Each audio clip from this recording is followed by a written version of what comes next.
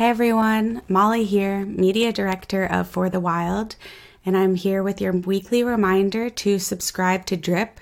DRIP is our ongoing crowdfunding campaign that allows you, our beloved listener, to subscribe on a monthly basis to support our podcast. If everyone listening to this episode values it at just $1, we'd reach our crowdfunding goals overnight. So head on over to our DRIP page, which is d.rip/for-the-wild to support the podcast. Thank you so much and enjoy the episode.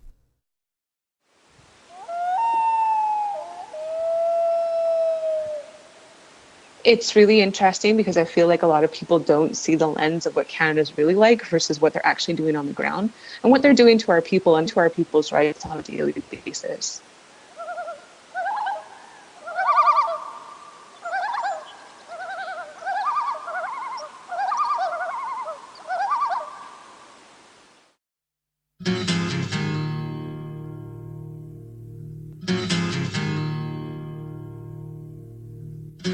The silence is broken by somebody crying, trying to be heard, never a word. Always the attitude, sort out your own, always alone, wishing for something the world is denying. Out in the wilderness somebody's crying.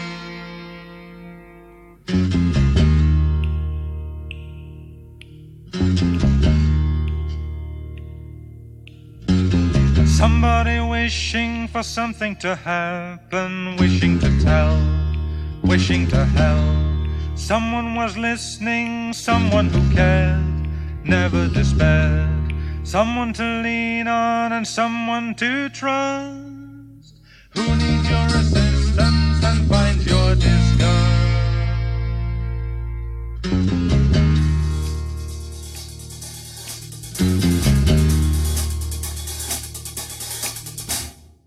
Hello and welcome to For the Wild podcast. I'm Ayana Young.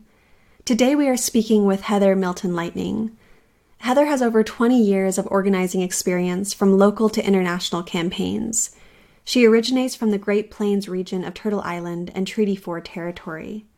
Heather is a founder of Native Youth Movement and Aboriginal Youth with Initiative, Inc., an organization based on the Anishinaabe clan system. Heather worked for the Indigenous Environmental Network for many years and as national youth organizer. She is a former member of the United Nations Environment Program's Youth Advisory and has extensive experience in lobbying internationally through the United Nations systems on Indigenous peoples' rights. She is a former advisory board member of the Funding Exchange Saguaro Fund and Honor the Earth. She helped build the Indigenous Peoples Power Project through the Ruckus Society that trains Indigenous communities on nonviolent direct action. She currently is the volunteer director of the Indigenous Tar Sands Campaign. Wow, thank you, Heather, and welcome. We just want to welcome you to For the Wild. Awesome, it's great to be here. So I'd like to begin this interview by really extending our deepest gratitude to you and for organizers and frontline activists like you, especially given the recent sentencing of water protector Red Fawn, who has been sentenced to nearly 5 years in prison following her arrest at Standing Rock.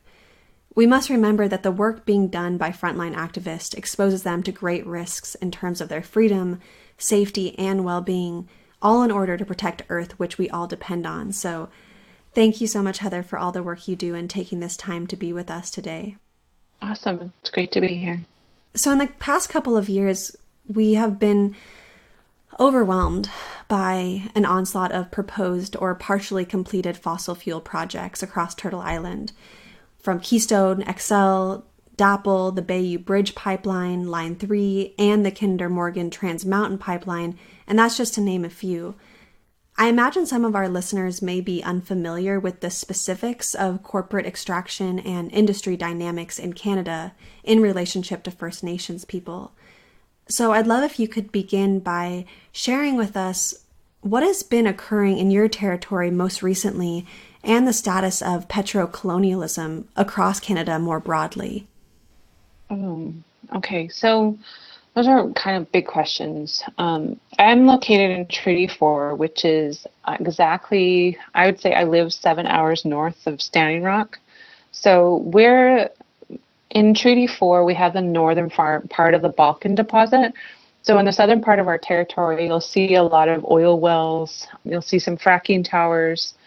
It's not quite as extensive as the development on the North Dakota side, but because it's, of course, like a section of that deposit, but that's a big chunk of the development in the southern part of our region. Secondarily to that is we've been doing a lot of coal mining since the 1800s. And of course, we have industrial farming and small farming. Those are normal things that exist around here since settlement occurred, because of course it's the prairie region. Some other things that exist in our territory, we have quite a few potash deposits, and we have one of the biggest ones in North America that exists here, and it's a big giant vein. Luckily for us, potash hasn't gone up in price, so we're not seeing the expansion of these mines, but it's something that really has an impact on the water table here. And then north of us, of course, we have in the northern part of Saskatchewan and in Treaty 6 territory and further north is a giant uranium deposit. It's one of the biggest ones in the globe that's being developed right now and has been for several years. And we also have tar sands. That's one of the fun things that people don't realize is that the tar sands deposit right now, for the most part, is being developed and extracted from in Alberta, but the deposit itself actually stretches all the way to Manitoba. I think the challenge with the companies is that they don't have the technology to extract it so deeply. I think the other thing that we have is a lot of forestry and other kinds of mining further north, not necessarily in this Treaty 4 territory, but in places further north. So there's a lot going on in this territory, but I think it's indicative of all the prairie provinces, that it's very similar kind of development, similar things going on. I think some of the major challenges we have is just the impact of these kinds of development on our watershed. Being that we're in the prairie provinces, that's going to be one of the things that's going to be really challenging in the next 20 to 50 years is the impact of climate change in our region and what that means for water. And I think we're looking at significant and severe drought in our territories. And, the fine balance between resource extraction and what we see in the future means that we potentially are putting our ability to have potable drinking water at risk if we continue to develop at the same rate that we are, because we're not getting enough snow, pack melt. There's just not enough feeding into our water system, and we're heavily dependent on aquifers here. And, when you mix aquifers with mining, there's always a chance that they're going to get contaminated. So, it's all a fine balance in this region about all of these different issues. When we start talking about the state of Canada, oil development, I don't think a lot has really changed. And I think that's the thing that people really need to understand, is that Canada has come out on the world stage as being a leader in terms of climate change. When Justin Trudeau, our new prime minister, got into power, that's one of the things that he created was a new ministry on climate change. And so the government moved forward with creating the Pan-Canadian Framework, which is basically Canada's plan about how they're going to combat climate change and what are the things that they're going to do to mitigate and to adapt to climate change. And so it's really interesting. It's this massive document. I've looked at different pieces of it myself, and we've done some research on it. But it's really interesting that oil and gas development are not really listed in this document. They're kind of left out of the plans about how we're going to combat climate change in Canada. And it's really interesting that it was kind of left out on purpose or forgotten, or we don't really know why. But I think it just speaks volumes to the fact that this government kind of wants to tell us that they're doing all of these things, but at the same time, we're not doing anything to prevent what's creating global climate change and our role in emissions of global climate change. And I think that's also one of the biggest challenges that we have, because we have traditional oil and gas development, like I was talking about, the Balkan deposit. There's that oil and gas development in the southern part of Alberta and all across the country. But I think what's significant is also tar sands. And so when you combine all of those things together, we're actually emitting a lot into the global atmosphere in terms of CO2 emissions. And so we're going way over the Kyoto agreements and all these other things that Canada has said that we're going to do. Unfortunately, we can't if we're continuing to develop at the rate we are. And I think that's also the challenge for a lot of people doing work around climate in Canada, is really trying to hold the government accountable. One of the things that Saskatchewan, specifically the province that I live in, has been doing is fighting against creating a carbon tax. And so, the government has been moving ahead with these different projects that they're doing to mitigate climate change. And this is one of them, is creating a monetary system to tax emitters. So Saskatchewan definitely has fought against that. Not all the provinces have. Some of them are really excited about this program. I think it's just really challenging when we're trying to talk about national solutions, because we need them and we need to uphold the agreements that we've made internationally. But then when you start looking at the provinces, Canada bought out a pipeline project that didn't make any sense. The companies couldn't make a go of it, and so Canada decided to buy it.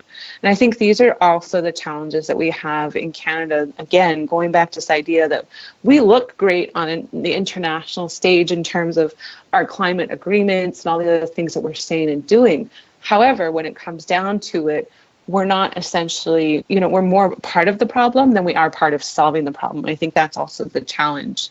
Just, I believe yesterday and over the weekend, Kanahus Manuel, one of the leaders of the tiny house movement in BC to stop the Kinder Morgan pipeline, they set up a camp and have been developing tiny houses for quite a while, and I'm sure you can talk to her yourself, but her whole group was arrested this weekend for being in a public place, which they never signed treaties, they never made any agreements in their territory with the government or with British Columbia as a province. So technically, the land is still held by the Saguaro people.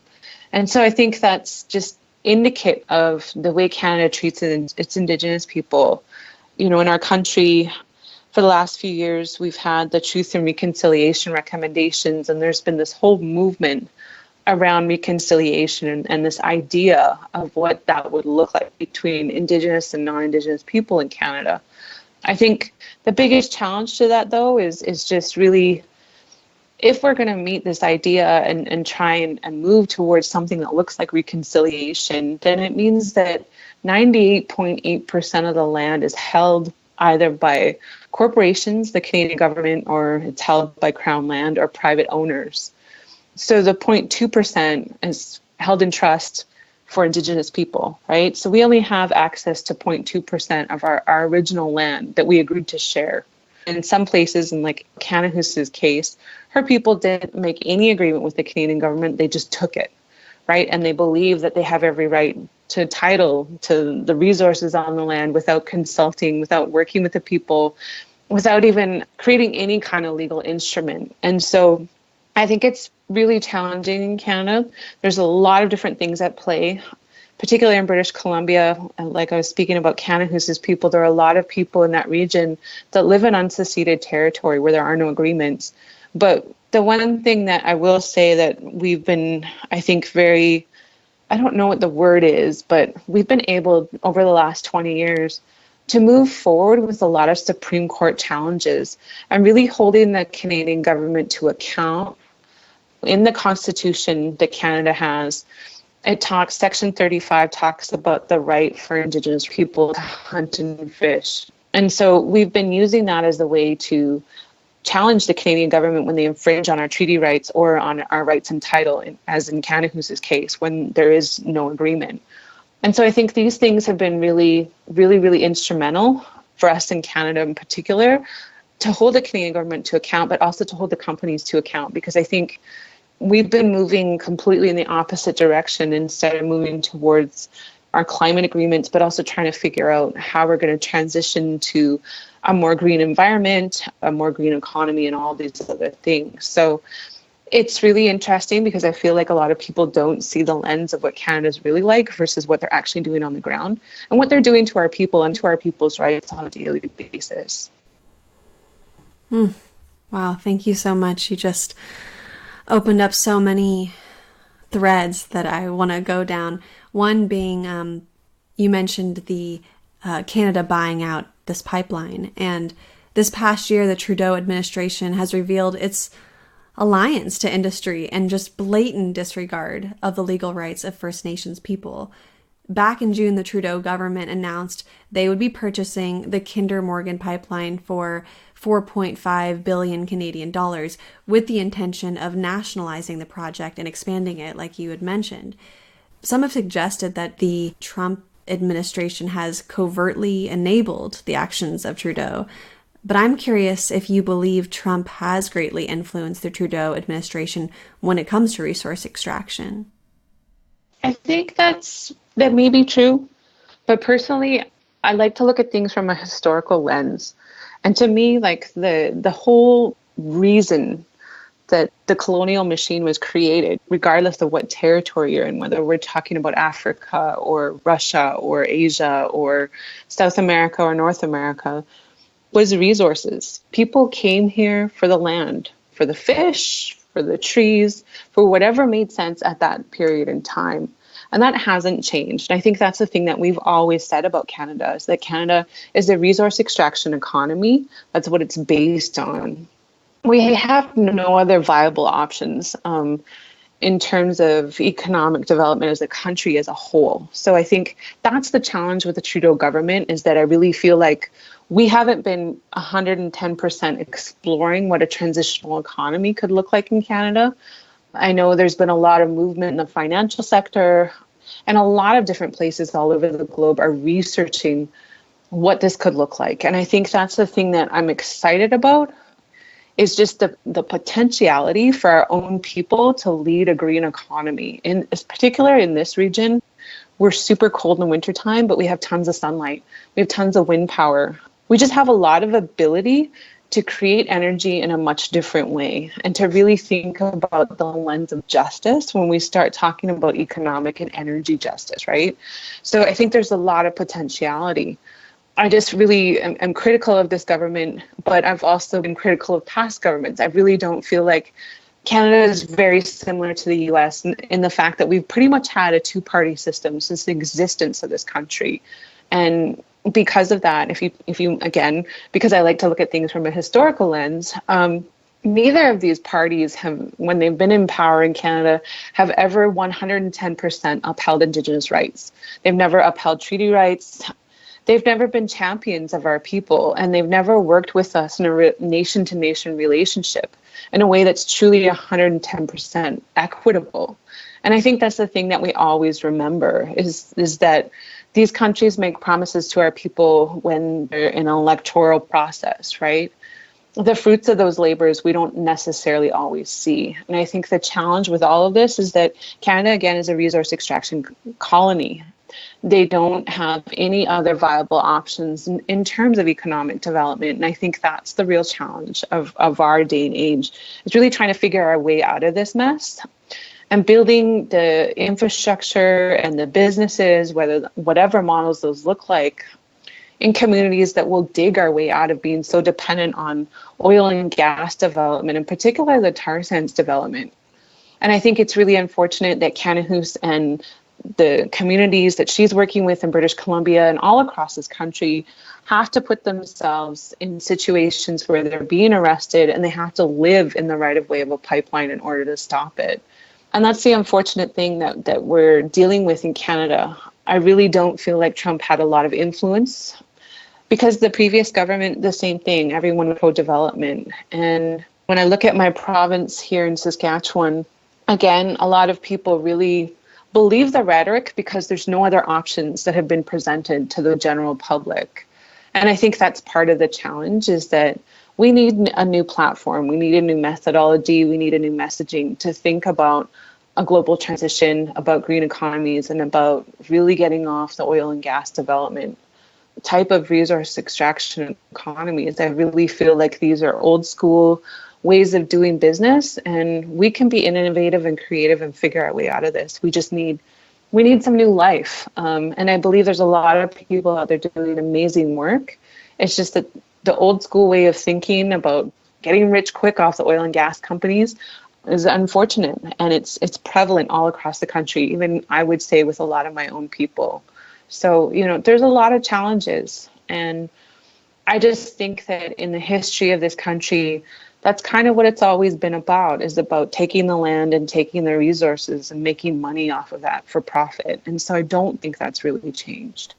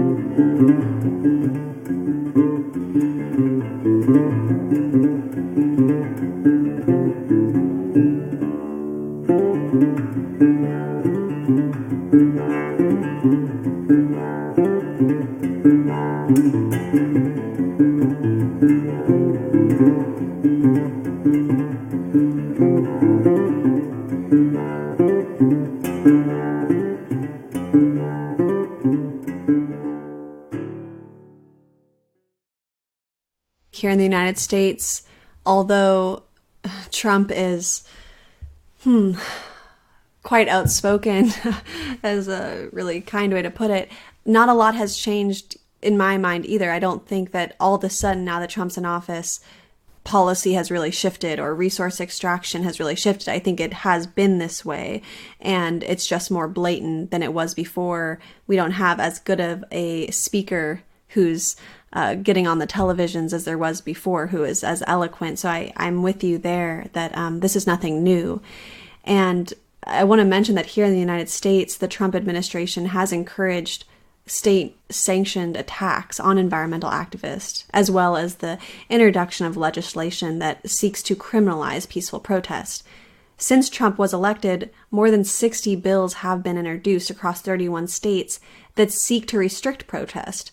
For example, in Colorado, State Senator Jerry Sonnenberg proposed a law that would reclassify the obstructing or tampering with oil and gas equipment from a misdemeanor to a Class 6 felony, punishable up to 18 months behind bars and a fine of up to $100,000. And he isn't the only one. I mean, in October of 2017, 80 Republicans and 4 Democrats sent a letter to Attorney General Sessions asking whether activists who target energy infrastructure might be considered domestic terrorists, arguing that the interference of energy infrastructure poses a, quote, threat to human life and appears to be intended to intimidate and coerce policy changes, end quote. So it's clear that as the fossil fuel industry struggles to retain its firm grasp, the United States government is leading an aggressive campaign to suppress Indigenous and environmental movements. So I'm wondering, are policies like this being adopted in Canada, and what is the climate around direct action in Canada look like? Well, I think 2 things that I'll say to that. First off, there was a host of legislation that was passed before Trudeau got into power with our previous Prime Minister. And it created a whole new secret police, just a lot of things that potentially violate human rights and a gamut of other things. And so my understanding, and correct me if I'm wrong, but this legislation still stands. It hasn't been thrown out. It's still kind of in the mix. I think the thing to think about, and I think what's really interesting, is that, Standing Rock was this moment, particularly in the US, where people seen the violence of the police state and the military against Indigenous people. Whereas in Canada, that's been going on for a very long period of time. In 1990, there was a standoff in Oka over, how would you put it? There's a cemetery out there, and there's burial grounds, and the non-native community wanted to create a golf course, and they wanted to take out the pines and take out the burial site. And of course, people reacted, and it became a military standoff. And it was the biggest military standoff with Native people in the country's history. And that was in 1990, which was probably, 20, 30 years ago. But this has continued to happen all across the country, whether it's in remote communities, whether it's in urban communities, we've seen a lot of people get arrested. And like I was speaking earlier about Kanahus, she's been in jail numerous times for defending the land. And there are so many people I know all across the country. Another good example is the Algonquins of Ardoch, where their whole chief and council got thrown in jail for 6 to 9 months, all of them. And this is their federally recognized leadership. So it really, Canada has always had a very contentious relationship with Aboriginal people. There are national Aboriginal organizations that work very closely with the federal government, trying to create policies and so on. But then there are also community grassroots people that don't want their land destroyed by oil and gas companies or mining or forestry or whatever it is, that will fight back, and will do that with a variety of different tactics. And that's often when we've seen arrests, when we've seen the brutality of the state trying to assert its power over Indigenous people. And I think that's the thing that stands in the back of my mind. And I think of the majority of land defenders that I know is that, we have a right to do what we're doing. We have the right to exist. And regardless of which government comes and goes and tries to create itself on our land, that will always be here. And there's a deep power in that. And I think that's the thing that really is a threat to the state, is that Indigenous people do have a right to the land. And if we were really talking about true reconciliation, Canada would have to reconcile the fact that they stole 98.2% of the land. And so would its citizens. And I don't think we're ever going to see that. I think that's something that's a colonial theme across the world, whether we're talking about Palestine or places in Africa or in South America. Like, the states that colonize places never want to apologize, but they also never want to give the land back, because that means they admit that they did something wrong. And that may also roll out a whole conversation about reparations and a whole gamut of other things. So, I don't necessarily see that happening. I think that's just the thing that I wanted to clarify, is that, we've always had issues with the police. It hasn't been as public as it was in Standing Rock, but there have always been crackdowns on activists for a long, long time. And I think it's really interesting. Again, going back to this idea of history, we have been monitored since the RCMP were created. And the whole reason I'm talking about the Royal Canadian Mounted Police, they were created because of the whole conflict between settlers trying to come out here and create farms, build homesteads, and so on, and the Native people that were here in our territories that were trying to survive. If you really understand the historical role of the police in Canada and the reason they were created, then you understand that there's always been that conflict, this idea of Indian wars. And that hasn't necessarily changed. I think Canada really has to, again, protect its resource extraction economy. And the only thing that really stands in the way is Indigenous people and Indigenous rights in Canada. And those that are willing to stand up for it, which are the people like Kanahus and Judy De Silvas and Chrissy Swains and all of these people all across Canada that are willing to do that. But they know full and well that when you do that, that does mean that potentially you're going to have to deal with the police. You're going to have to deal with things like arrests, which is really unfortunate. You've mentioned Standing Rock a few times, and it's been over 2 years since the beginning of the No DAPL grassroots movement. And during this time, you were a direct action trainer with Indigenous Peoples Power Project at Ochete-Sacoan Camp. And given the time that has passed, I was hoping you could share your reflections on this movement and, perhaps some of the lessons that you learned. I think I will be 100% honest. When I left Standing Rock, I took some time off, but I was also really angry. And I think it wasn't so much about the violations or all of the other stuff that was happening. It was more about the fact that we just couldn't get our shit together. I don't know how to explain that any other way. It's just that, a lot of times we really needed to come together more than what we did. And I felt like I was a part of the problem sometimes. And, that comes back to, you get older, you get an ego, you think you know things. And I think that's really important to always keep that in check. And that's tough sometimes because we get older, we think that we know things, right? So that's, some personal reflection I had. I think it was really awesome that we could come out and be there to support it's also really challenging. Like as an organization, one of our agreements that we had amongst all our trainers and the founders and so on is that we were not a political organization. So even though all of us had opinions about what we thought should happen and blah, blah, blah, the reality is that we were there to play a role in supporting whatever was going on in the best way that we thought that we could.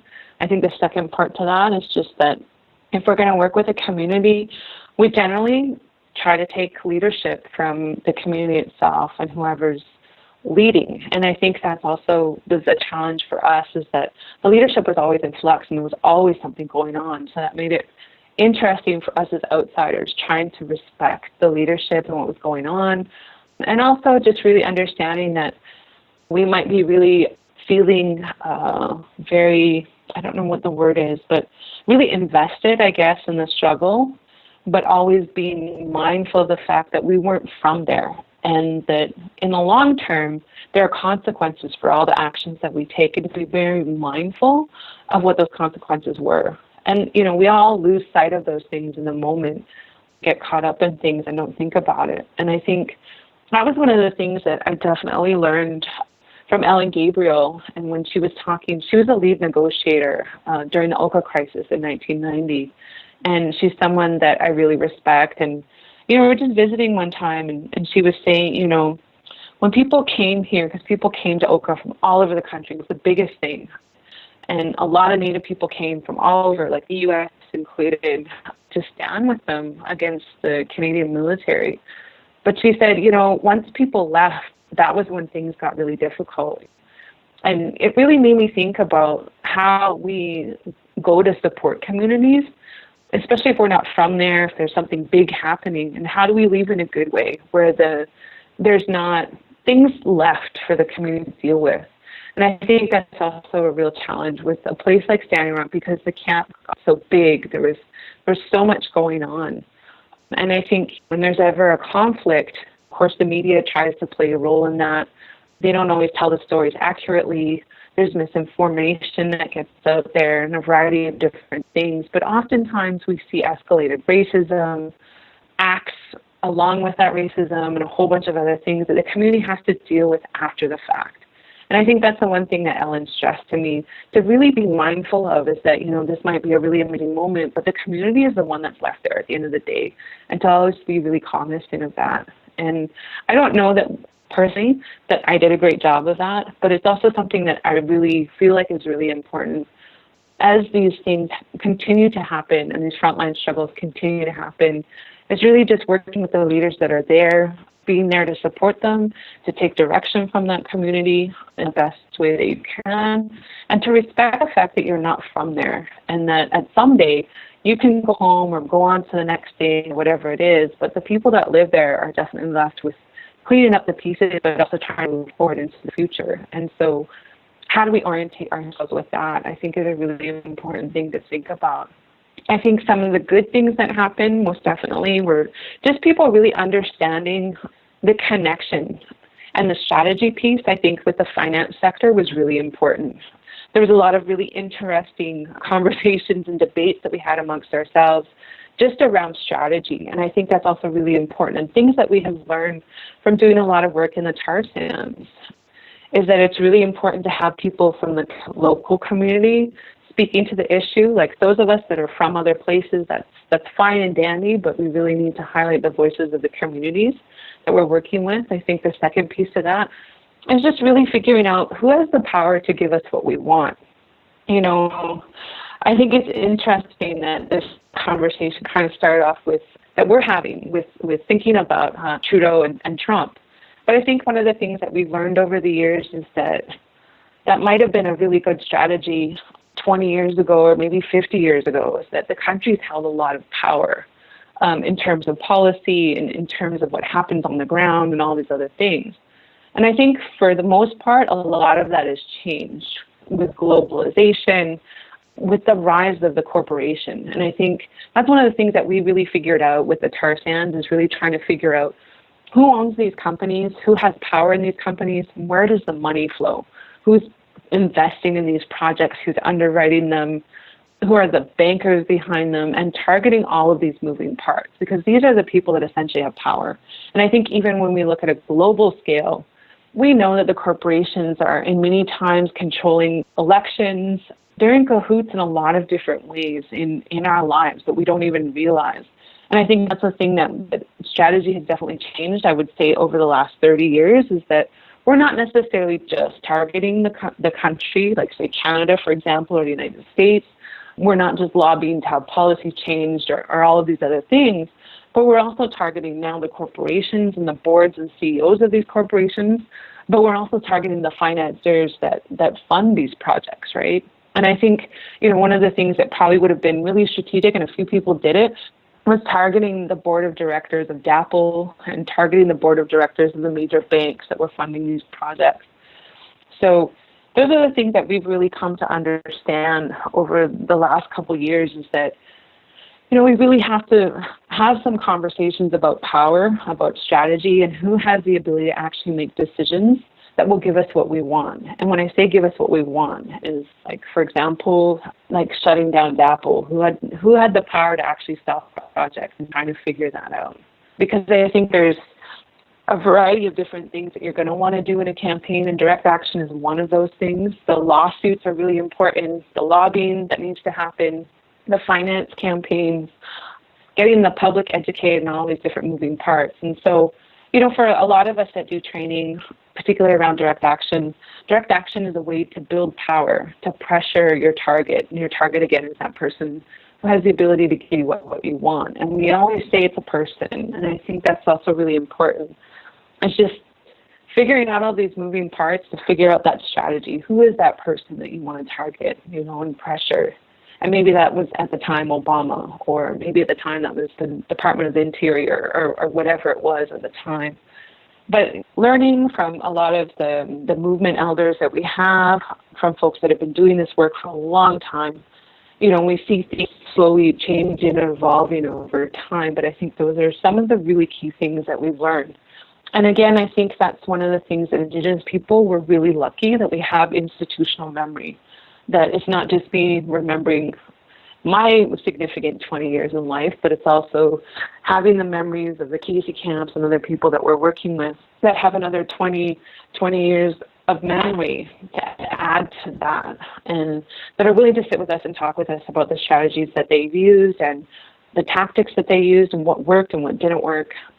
That to me is one of the most valuable resources we have. And I think, we were talking earlier about the Protecting Mother Earth gathering, and just how important it is for us to gather and share the tactics that we've used, the strategies that we used, what's working with what company, with what land struggle, and all those other things, because it not only builds our spirit to be together, but it also gives us the opportunity to really share some of the strategies that we really need to learn from each other in this present time about what's working. So those are some of the things that I feel like were really important things that I learned. And some of them were just lessons learned that maybe not what not to do.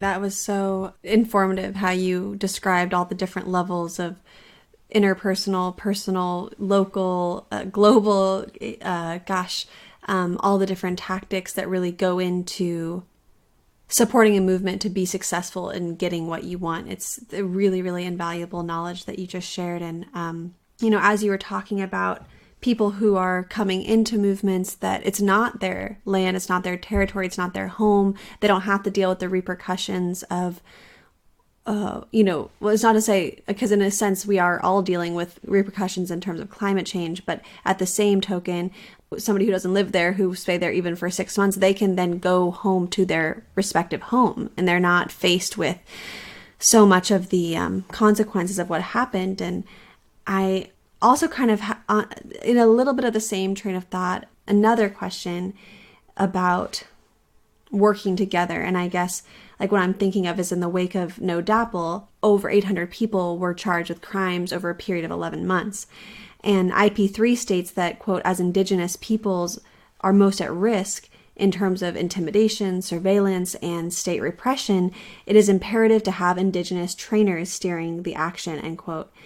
So I'm curious about who you think should occupy the front lines. I've heard some Indigenous land protectors call allies, especially white folks, to be at the front, whereas others point to the fact that movements like No DAPL are about Indigenous sovereignty and therefore must be Native-led. So I'd love to hear your thoughts on that and, what comes up for you in that question. Honestly, it's a case-by-case situation, because I think not all actions are going to be the same. Not all situations are going to be the same. And to give a really good example, like there was an action, I believe it was in Navajo Nation, where a bunch of grandmas decided that they were the ones that were going to stop these trucks from coming in and hauling in equipment. And they put themselves out in the front line. And so the picture in the paper was of these Navajo grannies getting arrested. And part of the reason their justification is that they didn't want their young people to be the ones getting arrested, because they wanted their young people not to have records and all these other things. And so in that situation, for them, they were the ones that wanted to take that risk, right? I think in some situations, people get arrested because they just got arrested. Like there wasn't time for planning. Something happened, people reacted, right? And I think in a lot of situations in Standing Rock with actions, that was the case, is that something happened, people reacted, they went out there to the front lines, and a lot of folks got hurt, they got arrested, they got pepper sprayed, the list goes on. In other situations, it makes more sense to have allies, other brown folks, settlers, non-native folks be the ones getting arrested. It really is situational to, again, this idea of strategy, right? Because I think one of the things that's really important, that direct action is a tool in a toolbox, right? And so if you're trying to stop a pipeline, or if you're trying to stop a logging, there's a variety of things that you're doing all at once, right?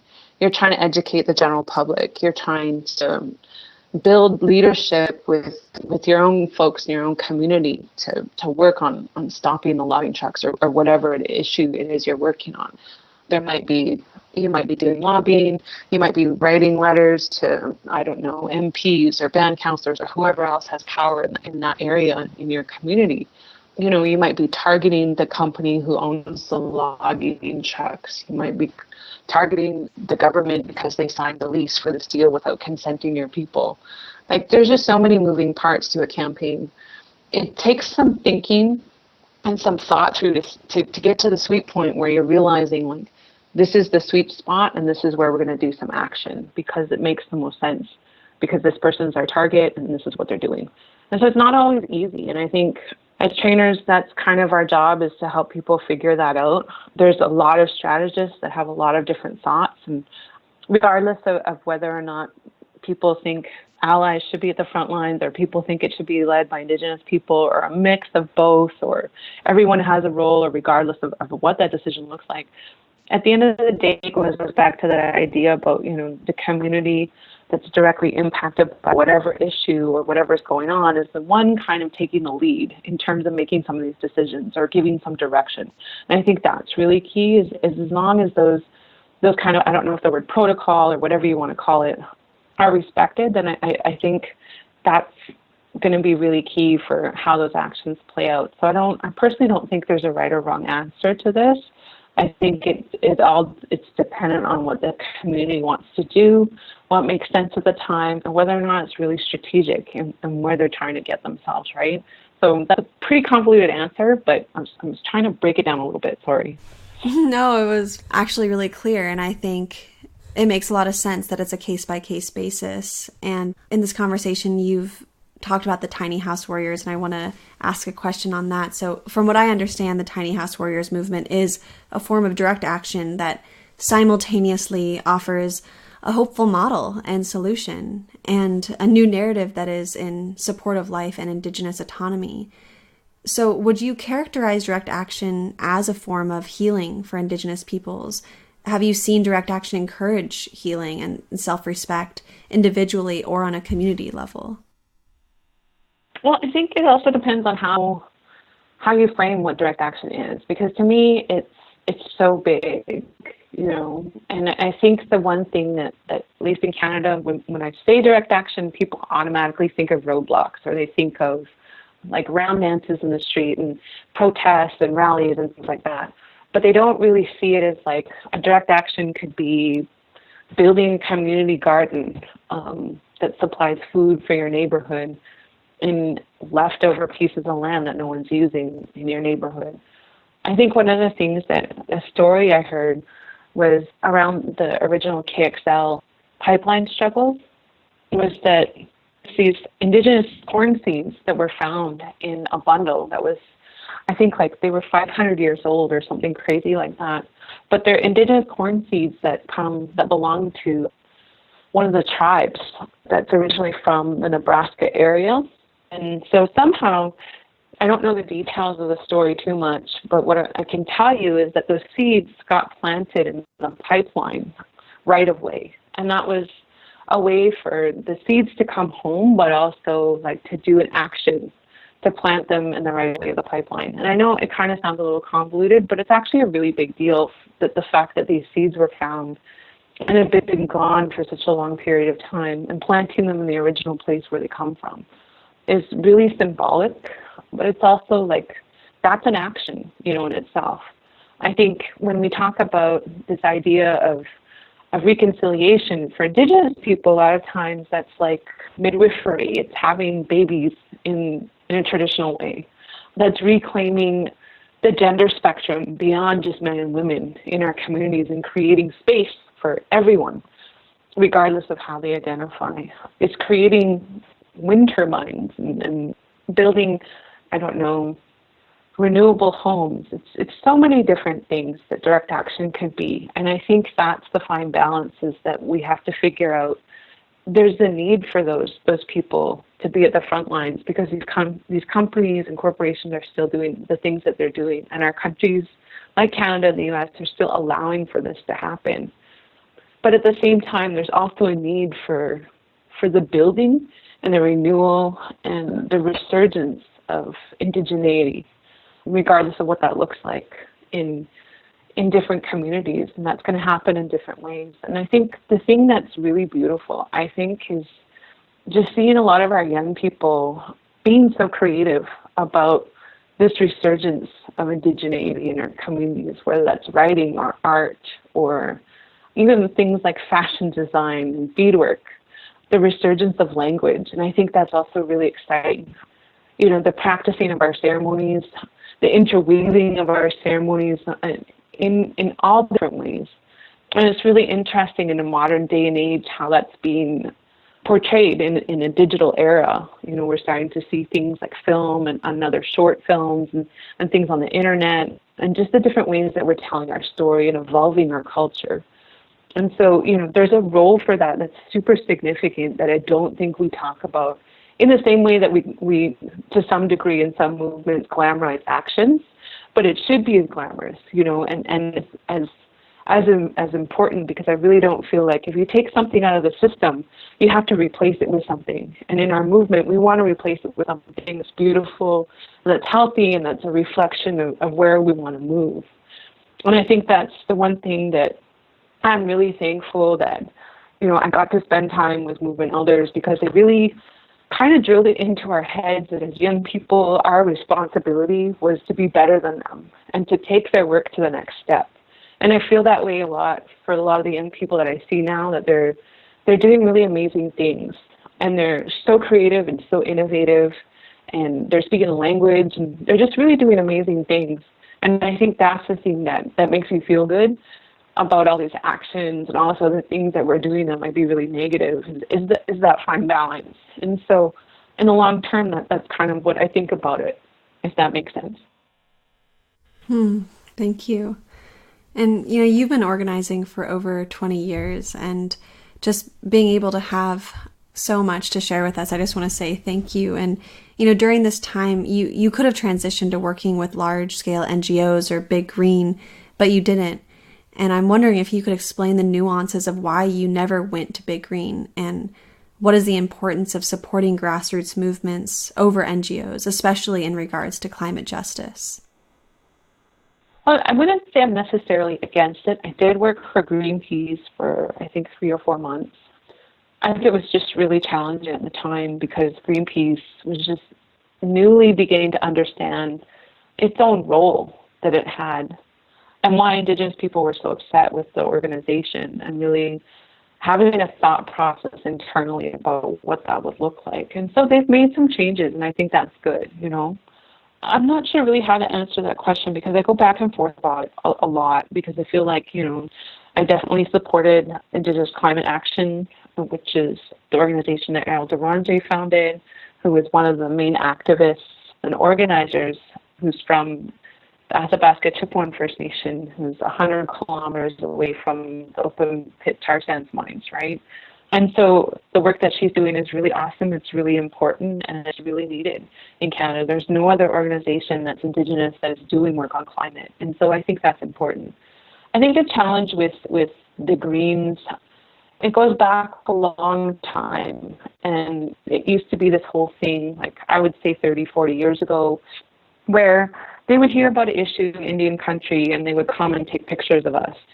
They interview maybe some elders, maybe some leaders, and they go away and they'd run a campaign on behalf of the community, but without ever working with the community. And so I think that's the thing. We've definitely, for sure, 110% with the Tar Sands Campaign, worked really hard to hold space for Indigenous leadership from the communities that are right in the zone of extraction of the tar sands. And that's a really important principled thing that I think should never really change in organizing, is that, yes, people are impacted all along the chain, whether or not that's the refineries in Detroit or where, again, the refineries are in Richmond, California, and all these other places. But it's also really ensuring that the people that are impacted by the issue happening are able to speak for themselves. And I think that's a direct nuance from that 20, 30 years ago of working with these NGOs. I think there's a really important thing, that particularly in Canada, as we talk about reconciliation, that the organizations, we've asked them numerous times to work with our people in a way that's equitable and to really understand the power of Indigenous rights, the power that Indigenous people in Canada hold. And I think it's only through the Tar Sands Campaign that people have really understood that, because of all the lawsuits that we've been able to launch as First Nations at the Supreme Court level against the Canadian government or naming the Canadian government. And I think people really didn't get it until the last, I would say, 5 to 6 years. And even that, it's still very tertiary, where a lot of these NGOs are only working with us because they know that we can sue the government and that we really are the only people in Canada that can stop development. They're finally starting to understand that. But is it an equitable relationship? Not quite yet. We're still working on it, and we still have some things to work out. And so it's a lot of hard work working with a lot of people that may not understand that or may have a much different outlook on the world. And it's challenging. And I think, like what I was saying earlier, like I'm getting older, I'm getting more set in my ways, and sometimes I might be a part of the problem. And that's something that I really, I'm trying to work on, checking myself. I didn't realize that until I think probably Standing Rock, because sometimes I can be part of the problem. That was a big learning curve for me. But I think, that's where I look to a lot of our young people that I hope are getting institutional memory of the work that we've been doing, and that we'll be willing to take steps further than the work that we've done in those last few years, and that us as the older folks will play a role in supporting their leadership. And I think that's going to be really critical in moving forward.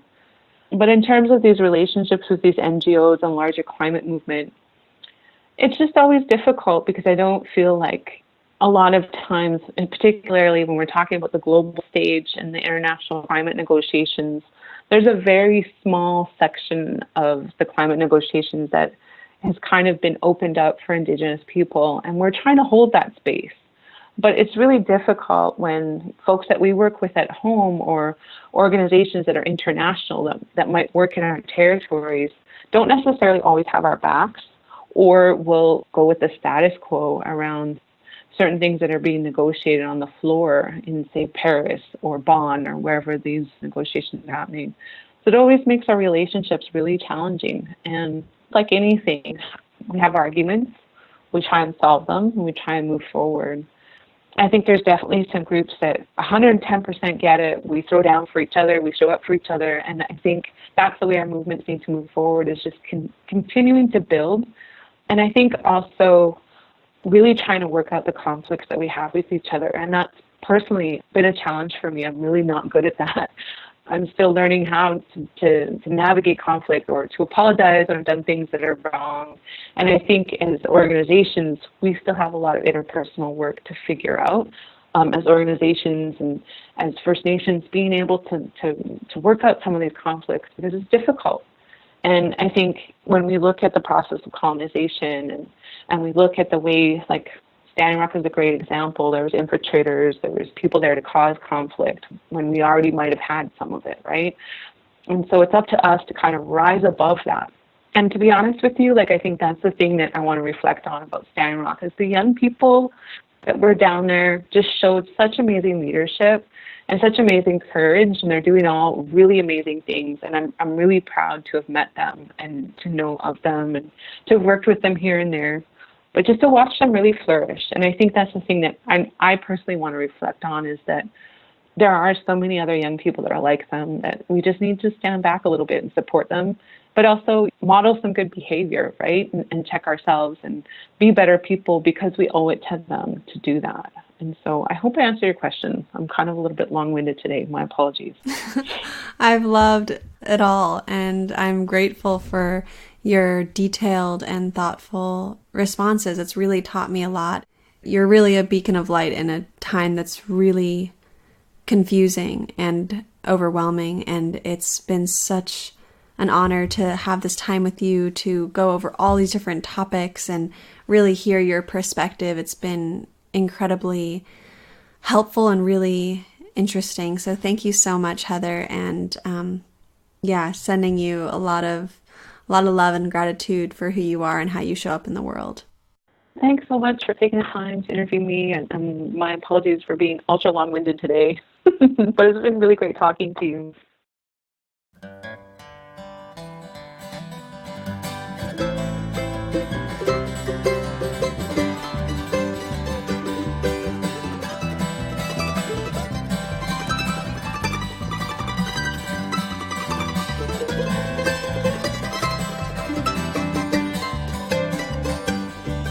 It's high on a mountain, the warm winds are blowing.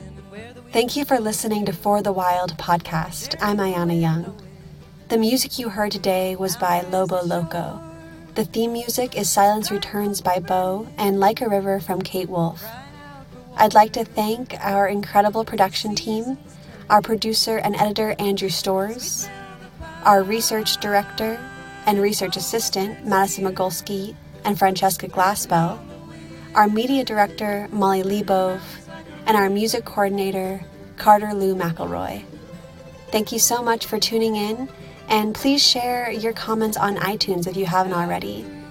Thank you so much, and until next time.